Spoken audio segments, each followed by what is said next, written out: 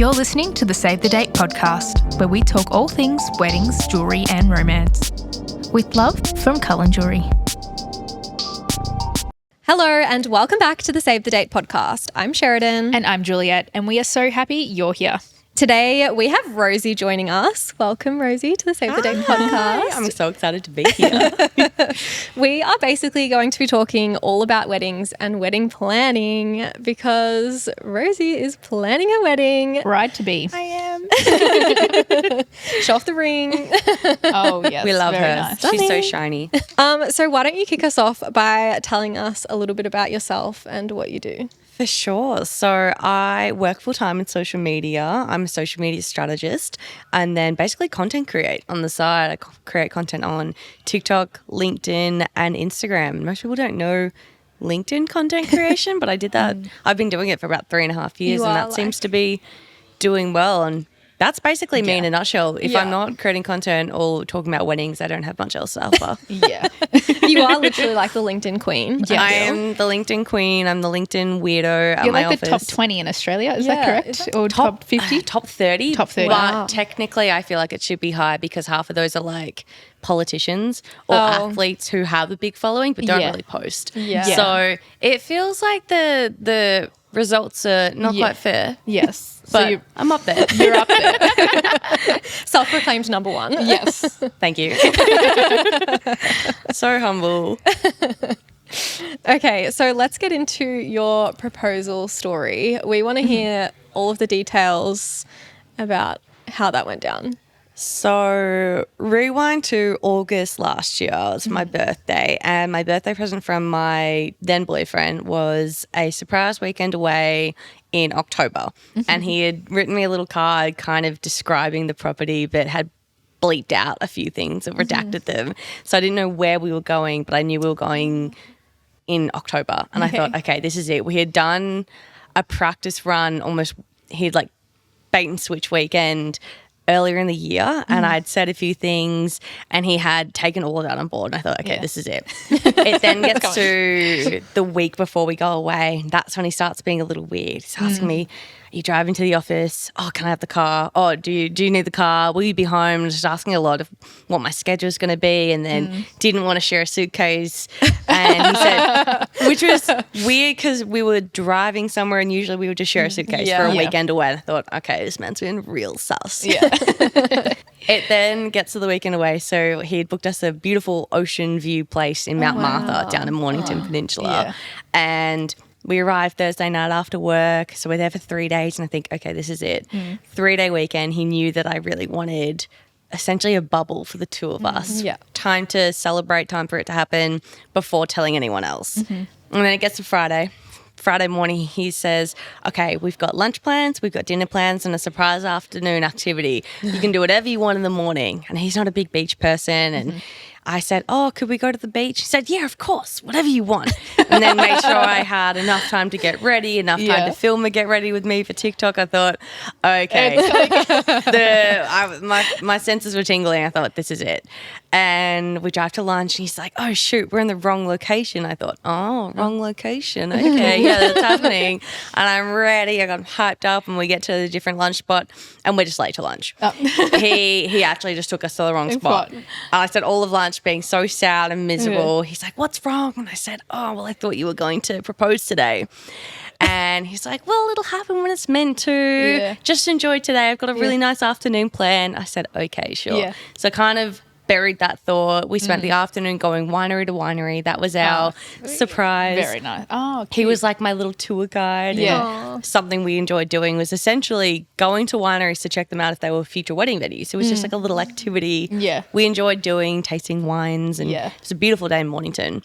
And we got to the last winery and I've completely dropped my guard. I've started wearing sunglasses, ruining my makeup, didn't care. And he's like, oh, why are you wearing sunglasses? What if I still propose? You don't want to get makeup marks from sunglasses. And I thought, oh my gosh, this man is sending me through a loop. So we finish up and we get in the car. He's like, okay, we'll head home and then we'll chill out for a bit, then we'll go to dinner. I thought, great, I'll change outfits. I wore this beautiful white dress all day thinking you were proposing. Guess I was wrong. Get in the car and he goes silent. He's looking at me weird. He keeps checking his phone. He's really worried about what time we're getting and what time we left and what time the booking is. And I thought, maybe 1% chance that he has orchestrated something whilst we've been out all day. I thought, no, he's not capable. I was so wrong. We drive back to our accommodation. We're staying on the place is on a hill because it's overlooking the bay, and part of it is we have to drive up this big driveway to get to our accommodation. And as we drive up, the ocean's to our left and the accommodation's to our right, and we're right at the end of a bunch of houses. And he says, wow, look to your left. Look at that sunset. I thought, why are you making me look left? So I look right, and I see there's a setup on the balcony of our accommodation. I burst into tears. And he had booked a photographer, orchestrated all of this stuff, had the photographer set everything up at the house whilst we were out. So it happened on the balcony. It was private. All of these photos and flowers and candles and a photographer, and it was at sunset. And it was the only day that weekend it didn't rain in Mornington because October in Melbourne is debatable, the weather, unpredictable. And then we went to the beach for sunset photos, and he had booked a surprise dinner so I could get the debrief of the 6 to 12 months of planning. Wow. And That is so cute. And then we spent the weekend just in our bubble and didn't tell anyone till Sunday afternoon. Yeah. I love that that's so much. cute. I had to build the story up, you know? But had he told anyone else? Like, did He ask had your parents told or his anything? family, so his siblings and his parents. Yeah. That was it. So he knew if he had told my mum, bless her heart, that she might have blabbed because she just gets very excited. She means very well. But I wanted to also be the one to tell them and surprise them. So he'd only told his family. None of my friends, none of my family, and that's how I wanted. I didn't want them to know before me. Yeah. That's so cute. How good is the after proposal debrief though? I asked him so many questions. I was like, great, where did you hide the ring? How did you get it? What was the process? What were the secrets? Why did you buy this? How did you, look, I had so many questions. I'm a nosy gal. Is he stressing about where he had the ring the entire time? Yeah, he actually had it hidden in his desk. He's got boxes stacked up under his computer at home. And he hid it in there. But I'd found a few things around the house kind of in the months leading up to the proposal. And I thought, okay, I'm not even going to look. But he would be weird about it. I'm like, okay, I'm just going to put that back and just not worry. So I thought I'd found the ring. Turns out it was candles.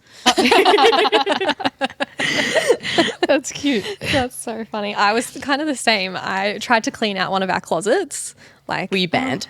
I think it was the week before I went to clean out one of the closets. He's like, no, don't clean out the closet yet. I don't want to do it yet. And I was like, why? That's so annoying. And then, he's like, that's where the ring was. Oh, yeah. I would have literally seen it straight away. Banned from checking under the bed because for some reason, we had a 21st birthday or a 30th that was tennis themed. And I thought, we never use the 3 items of tennis clothing we have from that one party we went to. I'll grab them from under the bed. He's like, no, I can do it. I was like, it's fine. I know exactly where they are. No, don't look under the bed. Turns out that's where the archway was. So it was part of the proposal. Massive, massive box that he'd hidden under our bed. Oh my gosh. So I feel you. That's impressive. That is very impressive. I don't know how we did it. Hiding one little ring box or package is one thing, but a whole frame, a whole arch. I don't know how, but he did. That's very impressive. And also props to you for actually being able to just go, okay. The willpower to not. I just didn't want to ruin it for myself. Which took a lot of willpower. That's so good. So while we're on the topic just of you and your partner, how did you guys meet and what was your first date? We met on Hinge and I was very anti-online dating. I told myself I'm going to meet my soulmate in a bar or through a friend or at work or something.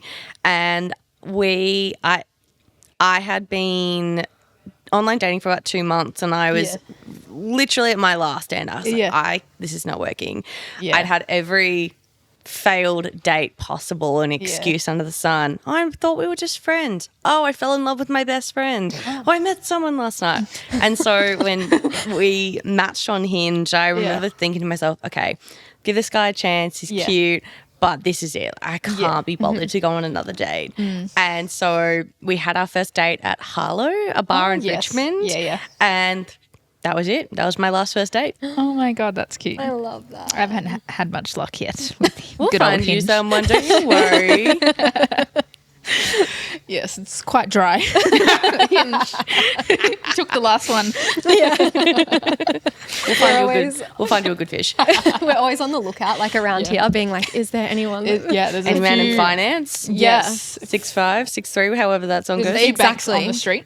There is. So we're always looking at Linda. Oh yeah, you never know. Just No do luck like a yet. stroll up and down in the middle Juliette of will the get a city. text from me being like, He's oh my here. God, he's here. There's this one guy. There is, one. He walks past quite sometimes You should just accidentally just wait outside. on the bench. We just bumped into each other. Whoops, I've been here for 4 hours, but you know, it was an accident. I'm just going to work outside, guys. Oh my gosh. Okay. So as a quick overview of like your wedding planning so far, what have you done? Not much, but the big ticket items, and then everything else has been buried in denial. So we have a date, we have a venue, celebrant photographer, and a wedding planner. That's kind of it. And bridal parties. Oh, yes. Yeah. That's a bit. Yeah. I haven't done any of the nitty gritty. I'm kind of hoping my wedding planner will do all of that for me. Oh yeah. But we're still just a little bit far out that as an anxious type A girly bride, I'm just constantly thinking, what about this and this and this? I don't know how to do it. And my partner's like, it's fine. We have time. And my wedding planner is working her magic in the background. She's like, you're way too early and way too organized. So we've done the big things. Yeah. Which is the main But stuff. a lot to go. When is the wedding? Late November 2025. Okay. Oh yeah. We You've got about 2 years after we got engaged. Right, So plenty of time. Yeah. Yeah. Okay. I mean, nice. so just over a year out now. I mean, I think that's good. Yeah. How did you go with your bridal party? Like, did you and your partner decide together how many people you were going to have each? Or We together, yes and no. Yeah. So we had a pretty clear idea of who we were going to have, but my problem was I didn't know how many I was having, and for ages I really wanted even, and we've actually gone uneven bridal parties. Yeah. Because I'm going to have 5, including my maid of honor, and then he's having 4. Yeah. And he had tossed up this idea. I was like, oh, I guess I could pick a 5th, but I'd feel like I'm being forced to. Yeah. And Yeah. so trying to be modern bride and think, okay, well, bridal parties aren't always even anymore, and it's not even about which side, like having just girls on the bride side, you know, mixing things up if we, you know, it's very normal. So we're having uneven. We're doing everything together essentially. So we knew had a pretty clear idea of who was going to be in our bridal parties, but at the end of the day, it was I needed to make the decision of whether I was happy to have uneven, because he was pretty set on having 4. Yeah. And he was like, look, I don't really want a 5th, so you need to decide if you want 4 or 5. Yeah. I love that. I like that you've gone uneven, or like you've just stuck to what you wanted. Yeah. I had to decide at the end of the day, it wasn't about having the perfect aesthetic Pinterest photos of even bridal parties. It was more about who's up there with me. Yes. Yeah. And then who's going to be in the room getting ready with me in the day. I have sort of unofficial bridesmaids and then like my actual bridesmaids. Yeah. Because I have too many people in my life that I want to have involved. Because you didn't have any, did you? No, we didn't have a bridal party at all. That's super modern. Yeah. Kind of like the release of pressure and not having to have one. Yeah, well, we had a very small wedding with literally just our families. I love that. And so we were like, the only people who would potentially be in our bridal party was like my sister then and his brothers. Yeah. And it was kind of like, it's just not worth it. they're We there may as well. anyway. Yeah, exactly. But I think like uneven is so fine. Yeah. And it's so much more important, like you said, to think about like who's actually going to be with you there on the day and who you want to be there, not just like adding 100%. another number. Yeah, Just I because. agree. Yeah. On that topic of like the bridal party, you've been a bridesmaid and a maid of honor. I have. yes. I've done Plenty. both. Yeah. How has that kind of like affected the way that you're going into like your planning for your bridal party? I think I'm a lot more empathetic and open-minded to the pressure and expectation that's put on a bridal party. but then also the financial stress as well. Because at the end of the day, the girls don't have a say in what I'm doing, if that makes sense. Yep. It's my choice I want them to have hair and makeup done. I want them to spend a weekend away for the wedding that's not in Melbourne CBD. I want them to wear a certain colour. So because there are all of those things that I'm making as a choice, I want to make sure I'm considering, okay, if I'm going to ask them to wear a certain dress, I don't want it to break the bank, or I want to offer to chip in to pay for it, or split the budget so that they're not having to pay for everything. And the same thing goes for a bachelorette. I have my expectations instead of in the way of, oh, well, this is what I want to do, and I'm not going to expect all of you to cover that just because it's what I want to be doing. It's a bit more expensive. So I've come into it with a lot more empathy, I think, and understanding of, okay, not everyone has to say yes to be a bridesmaid, but I want them to be there. So how can I make it easier for them and less stressful? Because I think there's this very toxic mindset or discourse that bridesmaids have to deal with Bridezilla and they have to take a loan out to be a bridesmaid and wear the most expensive things. And at the end of the day, it doesn't have to be, and it shouldn't be. And I hate that weddings have become such a overpriced industry. But I'm trying to make it more fun and give, not expect my bridesmaids to be slaves, but they're my girlies that I want there in the day. They're not slaves. So it's sharing the load. It's having them be my support circle rather than, do everything for me. How do you, on that same kind of note, because I'm my sister's maid of honour, so we're starting to discuss like the hens party and stuff. But how did you find, or do you have any tips for me in terms of organising something that is kind of affordable for everyone? Because like that's where we're kind of at, where we're like, we want to do this really cute, fun thing, but it's also, is it too much for people to pay? Because I think it's not okay. The first one I've learned is booking accommodation is one of the most expensive. I think doing something like a long lunch is way more doable, or a cocktail class, something that doesn't have to be as expensive as a trip to Bali, or then giving people options throughout the day. So the bachelorettes that I've planned, we've decided, okay, if you want to do lunch, we can pay a portion, or that if they want extra, they pay for their drinks. And we've kind of balanced it out and been very clear up front. Okay, if you want to do this and this, it'll cost this much. If you want to do the whole day, it'll cost this much extra, and gave people the choice of not needing to be there for everything. True. Yeah. That's I think that was a big one. And then alcohol ends up being a really big expensive part as well. So where we could, I had a friend whose hens I went to. I wasn't a bridesmaid for it, but what they had done was, I think, BYO'd some alcohol or had limited people to say, great, we will cover this much. If you want extra, you can pay for yourself, just to try and balance out the financial strain for guests and bridesmaids as well. Yeah. Yeah. I think that makes it hard too when you have like the bridesmaids there and a whole bunch of guests, because like you also don't want to put the strain on the bridesmaids to like have to cover all of the guests as well. I don't think they should be. I think it's okay to ask attendees to pay, but I think it's about being upfront. Hey, if you don't feel comfortable, we'll see what we can do with this amount of money, or just trying to work it out. But it should never be so out of reach that people should be having to go without something for that week, because living is expensive. So this is, especially having a hens is nice to have. So how do you make it attainable for as many as possible? Yeah.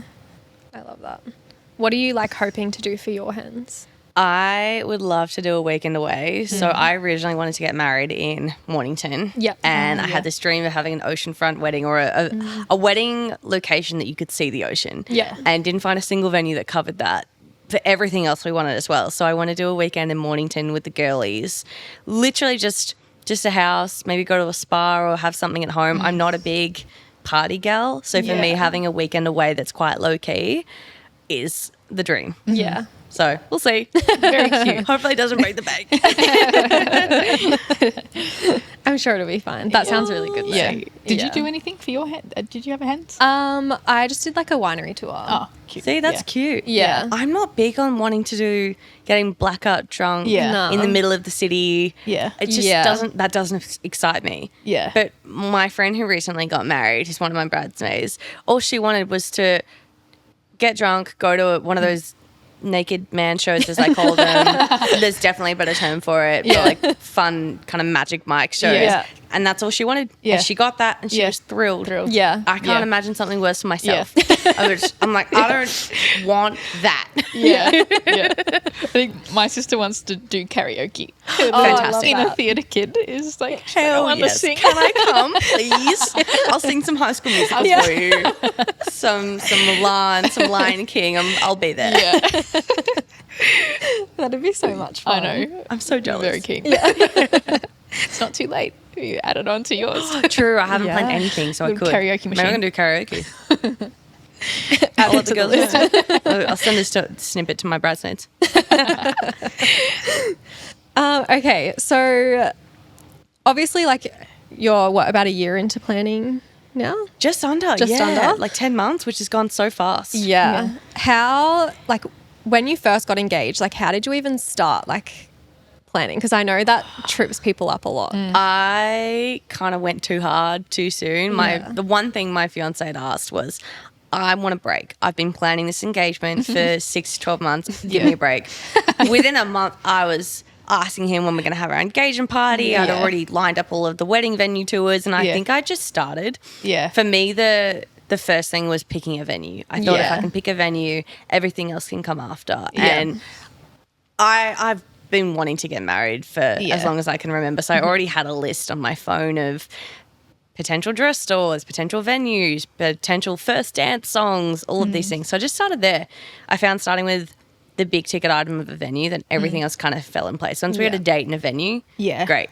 And that was overwhelming enough. I have a massive spreadsheet of, it was like 80 venues or something that we then whittled down to places we wanted to tour. Yeah. And it was based on location, and then we sat through together eventually and went through, great, do we like the vibe? Does it have the space we need? Does all of these things that we had as our non-negotiables list, and we kind of went from there. Yeah. I love that. How did you pick a date? Like, did you have a date in mind, or was it just the venue? I can't remember why, but I originally wanted a September wedding. Okay. But in Melbourne, a September wedding is going to be cold or footy related or rainy.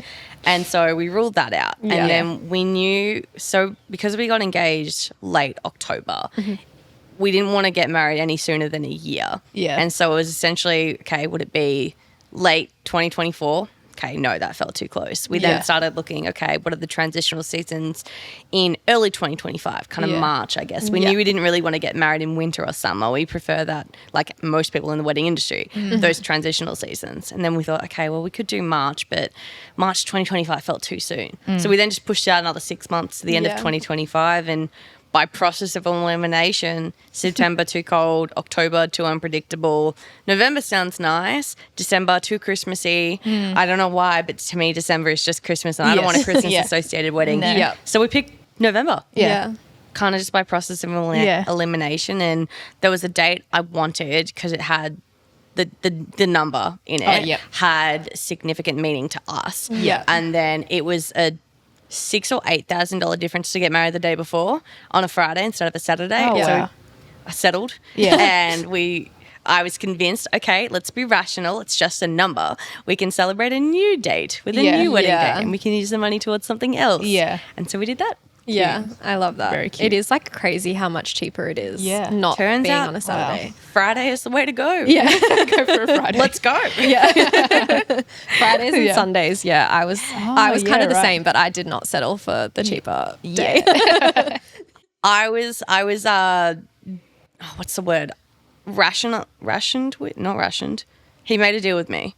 Oh, Negotiated? Negotiated. Yeah. I was negotiated down because I said, I want this date and this Saturday. Yeah. And he said, okay, well, you can get a wedding planner with the money we save and use that towards a dress or something else. I was like, all right, I'm in. Deal. All right. I love that. How did you, well, I mean, that's kind of how I guess you landed on getting a wedding planner, but had you always wanted a wedding planner? Yes and no. I liked the idea, I think, of a wedding planner. I think this romanticized of like luxury view of having a wedding planner. Oh, it's so fancy. Oh, it's cool.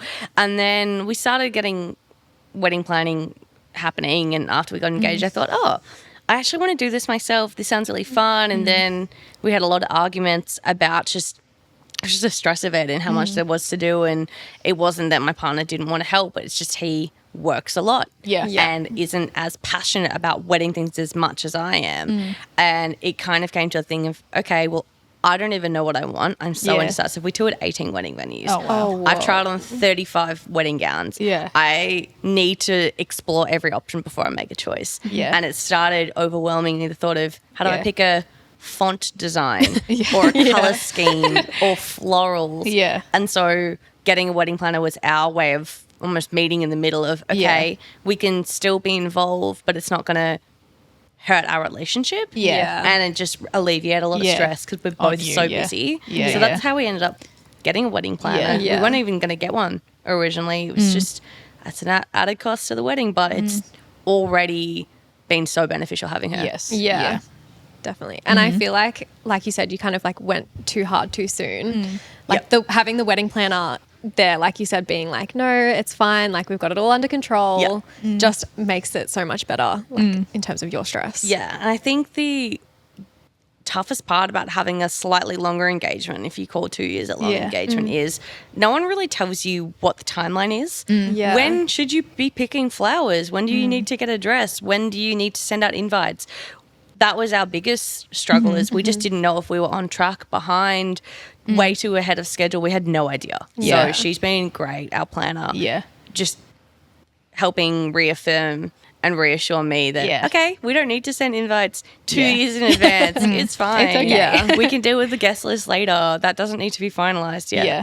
I think a venue and a date were like an address with some of the things that take the longest. So it's, okay, let's start with those. Yeah. Can deal with the rest later. Yes. Okay. Now we've mentioned the dress. Yeah. Let's go to the dress. Wait, so you mentioned you've tried on lots of dresses. It's got to be at like 30 or 40 by now. I've been to 7 bridal appointments. But the good thing is when I try on a dress, I know immediately if I like it or hate it. So I'm good like that. I've got 2 dresses that are currently top of the list. Yeah. I've got 3 more appointments booked. Oh, yeah. So we'll see. But I know I want to make my choice 12 months out. Yes. Yeah. Yeah. Yeah. Done. Yeah. I think that's a good idea. And then I'm going to unfollow every single bridal account ever. Yes. I want to see nothing. Get out of my algorithm. Yes. It's so hard to get away from it. No.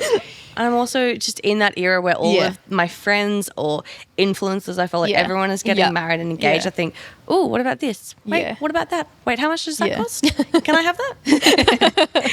Do you have any tips for people who may be overwhelmed by that process, or like in terms of too many opinions coming in? Yeah. Like, were you okay with I struggle with that opinions? because I'm a person that chases opinions. Yeah. I want feedback from my friends, my family, but I think my biggest advice is at the end of the day, just you've got to trust your gut. And if everyone hates it, it doesn't, at the end of the day, it can't matter. Yeah. Because it's what it makes you happy. You can't just be doing it because it makes someone else happy. You can't pick the dress that your mum likes so you don't. Yeah. Or a venue that is your partner's dream but you hate it. It's, I think, all about compromise, and you're going to have to lose a little, you're going to have to give a little, and that's just that ebb and flow. Yeah. It's going to happen, and that's pretty normal. But I think sometimes cutting out the noise and trying to just sit with it yourself and not actually asking for other people's opinion can help get through all of that. Yeah. That's what I found, just sitting with myself and my thoughts. I think, okay, what do I think? What is my first gut reaction, and kind of going off that. Yeah.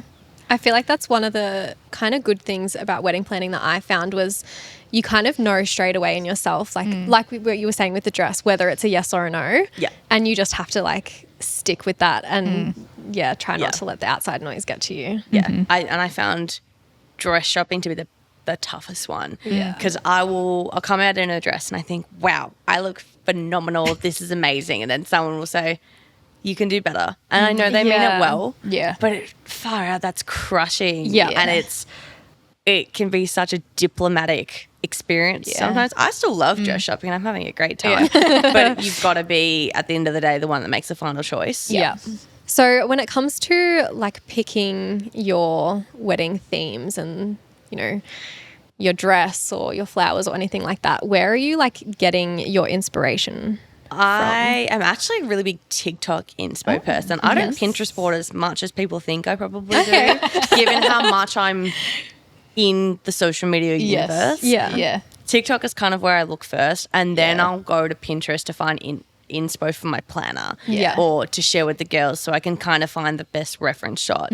But I definitely start with TikTok, and I'm just in the algorithm of wedding planners, brides to be, old brides, just the whole wedding curation is in my feed. So I feel like I'm exposed to it a lot naturally. But yeah, TikTok and Pinterest is probably my two biggest. Yeah, I love that. Is there anything that you've seen like either on TikTok, Pinterest, or a wedding you've been to that you're like, oh my God, I love that?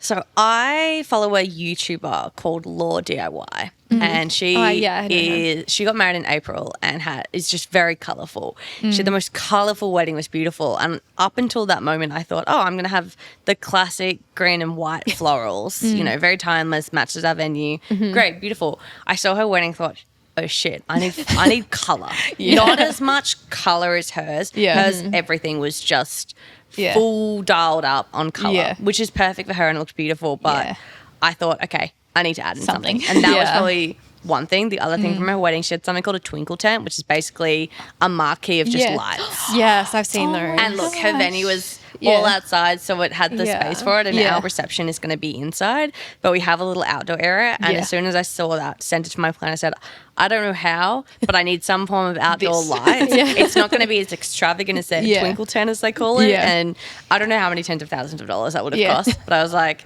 I need lights outside. I don't care how. That and colour. That's what. So they're probably the two biggest things I've seen. I'm like, oh, I need this. I love that. Yeah, colour lately, I've been seeing it everywhere and I'm obsessed. It's like the one thing now that I'm like, damn it, why did I do white and green? But it's so timeless. It is, I think my fear is that I don't want it to be colour vomited everywhere. But just tasteful colour. But not orange. I'm not an orange girly. Yeah, same. I'm not an orange. I was very clear with my planner when we were talking about theme. I said no orange. No orange. Okay. No orange. She said, you're not an orange person, I know. This is why I hired her. She's like, she's in my brain. That's so good. What has been like your least favourite part so far? Building a guest list. Easily. And talking budgets. I run from numbers, and the thought of not having someone on the guest list, or I'm a big people pleaser, and everyone says, oh, you don't need to invite them. Cut them off the list. It's your wedding. It's fine.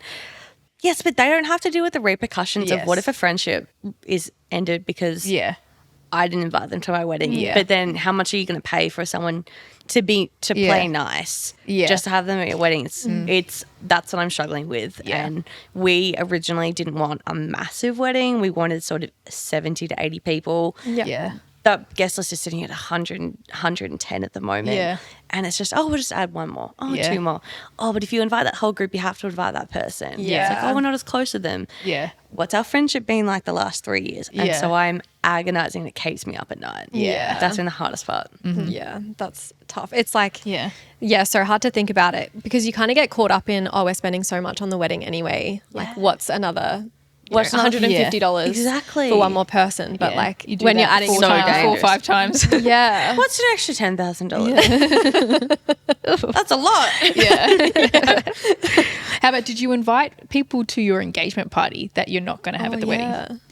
I think there are some people that were at the engagement party, and I think it was at the stage of life. It was great. We're friends with them now who might not make the wedding cut list, but I feel like it wasn't necessary. I didn't go into the engagement party thinking, let's invite more people and then have less at the wedding. It was pretty much everyone who's at the engagement party will be at the wedding.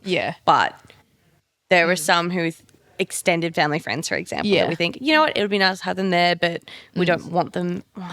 That sounds so mean. Don't want them. They will not be at the wedding potentially. But I can't commit to a list right now. And everyone's saying, my friends all checking, how's the wedding going? I said, you'll get an invite eventually. I can't do it. Not right now. I feel like that's hard too. Like if someone asks you like, how's the wedding planning going? And you know that they're probably not going to make the list.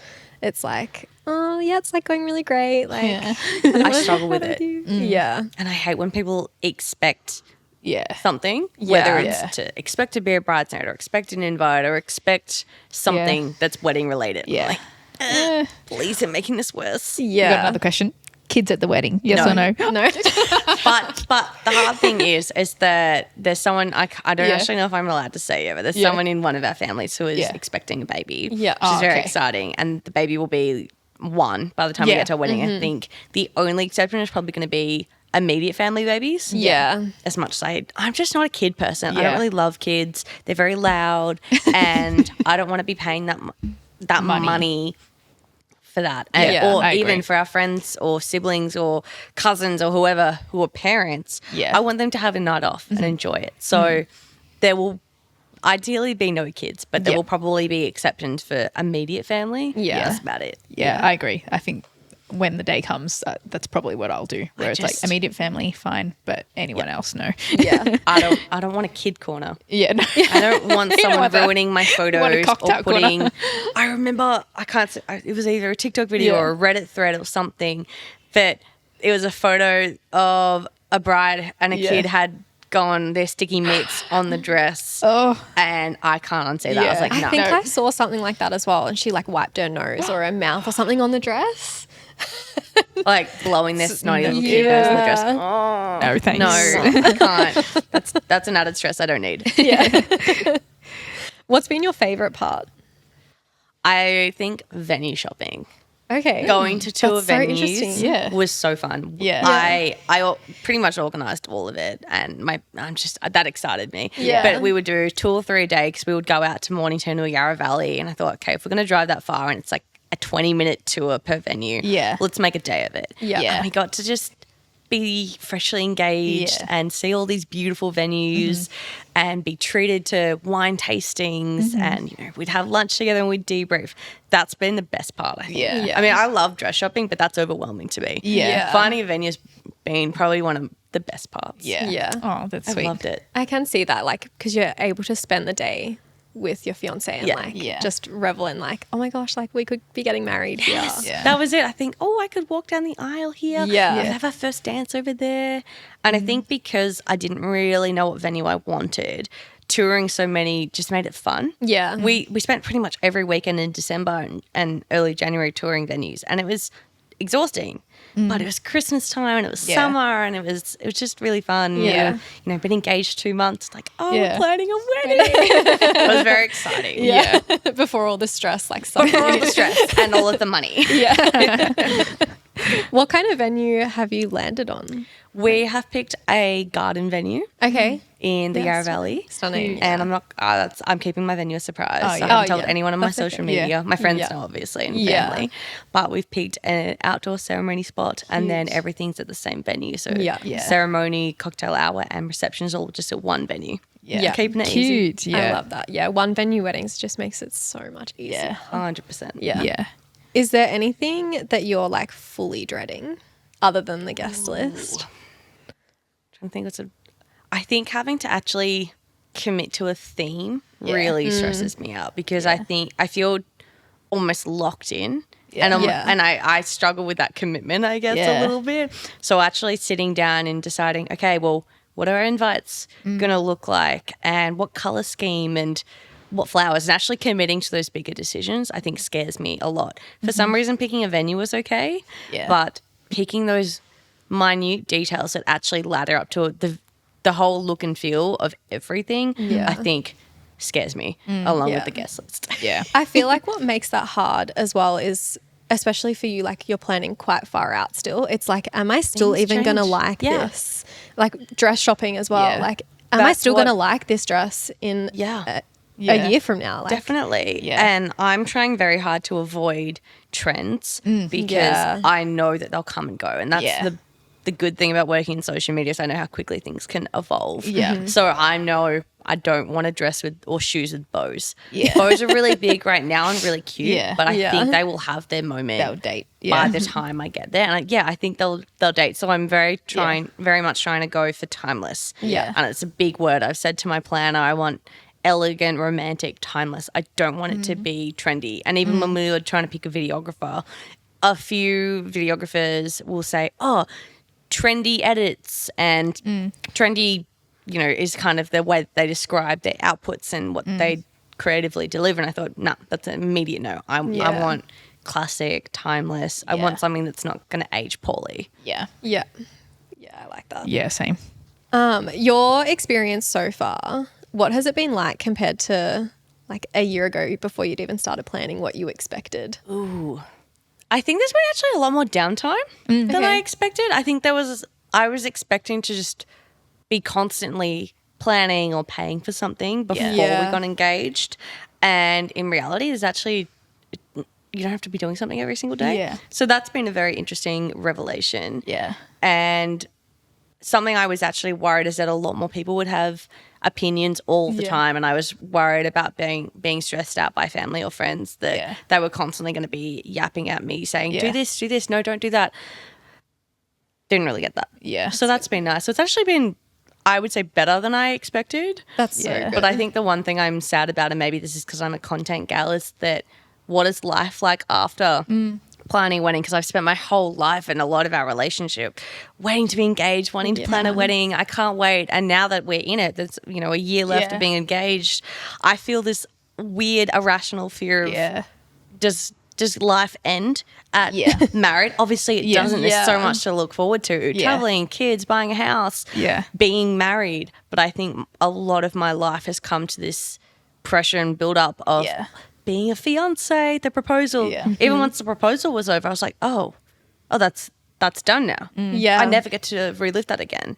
And it's this weird trying to, I don't know, this level of like disassociation of like, you know what, there is so much to life than just being a fiance or getting married. There's so much, and this is an incredible time of life. But there is still so much good to happen. So that's a weird experience I didn't quite prepare for. Yeah. I definitely can understand that. We did an episode about like post-wedding blues because, your life is just consumed by weddings and wedding planning, especially if you've been like dreaming of your wedding for your whole life. And then suddenly it's over in like one day and you're like, what do I even do with myself? I found that even with post-engagement blues. Yeah. It was so exciting to be the the newly engaged couple, and we got to tell the story and celebrate with friends, and then other friends started getting engaged, and it's like, oh, they're the shiny new toy. It's like, and you'd be so excited for them. But it's like, oh, okay, we're just wedding planning now. It's like, you know, back to regular life. And it was this very weird high to a very back to normal. I don't even want to say low because life is great. But it was odd going from this peak that so many people had waited for. Having known us as a couple and knowing me as just a very, you know, yappy, excited, like, I can't wait to be engaged. When are we getting married? When are you proposing? To then that just kind of settling. It was weird. Is there anything that you're doing now or like thinking about doing to try and avoid that after the wedding? Planning our honeymoon delayed is probably the big one. So we're looking at doing a mini moon for like a week straight after to just kind of be in that bubble. And then honeymoon like 6 to 10 months later. I like that. That's a good idea. I love that. Also to save. I wish I was made of money. I am not. Someone sponsor my wedding. Thank you. Do you have an idea of where to go or where you want to go for your honeymoon? We're looking at Europe. Cute. Which is very standard for I think most Australians. We are not a hiking couple. And I don't deal well with humidity, so that rules out a lot of places. And there's a few places in Europe that we've just never done Europe before together. And we did our first overseas holiday to Canada and North America last year. So we wanted to do somewhere different, and I just love the idea of going to Paris and Italy for, you know, romantic. So hopefully Europe. I love that. Will you like start planning after the wedding, or will you do like some before? I feel like we'll do some before, and then probably lock in most after. We're looking at like a 6-month window, so it should be enough to delay. But I don't know. I'm such a planner. So will you then be doing 2026 Euro summer? That's the plan. And we have another couple who are also getting married a couple weeks before us. About a month before us. And we're looking to be in Europe at the same time. I'm like, oh, we could double date on a honeymoon. I love that so much. I wish I could go back to Europe. Oh, I wish I was in Europe right now. Wait, oh wait, no, I'm not. I was about to say I'm going to be in Europe for Euro summer, but no, I'm 25. Next year, not 26. Who knows? You might Maybe be on another do Euro both. summer. Maybe Yeah. I'll Full send. bump into my finance man out there. Oh, Yeah. We out can there. go on the street. All of a sudden, Juliette's also planning her honeymoon Euro summer 2026. See you there, girl. I love that. All right, final question. What is your biggest piece of advice for our listeners planning their wedding?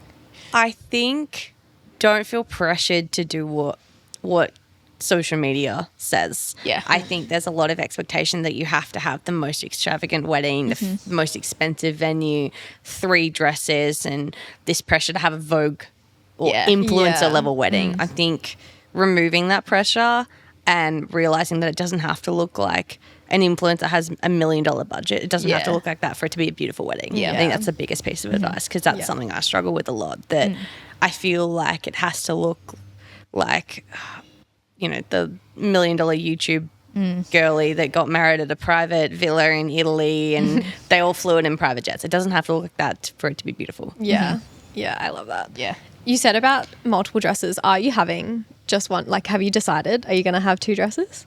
Or 3? Most people that know me, I will be having 2 dresses. Yeah. Oh, yes. That's the plan, but I haven't Yeah. committed to anything because I Yeah. can't decide. Haven't got one dress yet. My mum is so not against it. She just doesn't understand. She's like, why would you pay so much for one dress and then get a second? Yeah. Mum, I need a party dress. Yeah. Oh, we need a ceremony we gotta dress. It's dance. going to look cute. And then we need a party dress. Yeah. But the biggest first world problem I'm having is, do I want my first dance to be in my nice dress or my party dress? What stage of the night am I going to have my first dance? That's honestly one of something that keeps me up at night. Yeah. That was something that stressed me out Think too. about that. Yeah. I bought a second dress for like really cheap, like just got one off like Princess Polly or something. I love that. And never wore it. Yeah. You know what? At least it didn't cost $2,000. Exactly. Yeah. I just like loved my dress so much and I was Yeah. like fine dancing in it. And I was like, you know what? I don't stick want with to this. go away for half an hour to get Yeah. changed. Yeah. I'm just Yeah. going to chill in this. Yeah. I respect that. Yeah. Okay. Can you let our listeners know where they can find you to hear all about your wedding Oh, planning? happily. I don't stop talking about wedding stuff on TikTok, and you can find me at Rosie Chong. Just one word. Same on Instagram. That's it. And I guess if you want LinkedIn content, it's just Rosie Chong, but it's not going to be wedding content. I'm sorry. Yes. People in my professional the network. mastermind behind personal branding for Yeah. LinkedIn. Yeah. Personal branding and weddings. That is me. Thank you. Well, thank you so much for joining us. I loved hearing all about your wedding planning. So did I. Yay. Thank you for having me. It was an absolute pleasure. For our listeners, thank you so much for joining us for this episode of the Save the Date podcast. We hope you learned something new, and if you're currently planning your wedding, congratulations, good luck, and have fun. If you enjoyed today's episode, make sure you follow or subscribe and leave us a review wherever it is that you're listening. Make sure to come and connect with us on our socials at the Save the Date podcast and join our Facebook group, the Save the Date community. We hope you have a wonderful day or night, and we'll be back with another episode next week. Bye. Bye.